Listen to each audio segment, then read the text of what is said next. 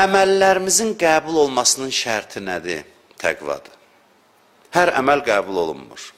Təqva ilə edilən əməl qəbul olunur. Bu Quran deyir bunu açıq-aşkar. İnnəmə yətəqəbbəlullah minəl muttəqin. Allah yalnız və yalnız təqvalıların əməlini qəbul edir. Yəni yaxşı işləri Allah üçün görən və Allah istəyən yaxşı işi görənlərin əməli qəbul olunur. Hər yaxşı iş yox. Hər yaxşı iş qəbul olunmur. O işlər ki, ucu gedir Allaha çıxır və Allah həmin anda məndən onu istəyir.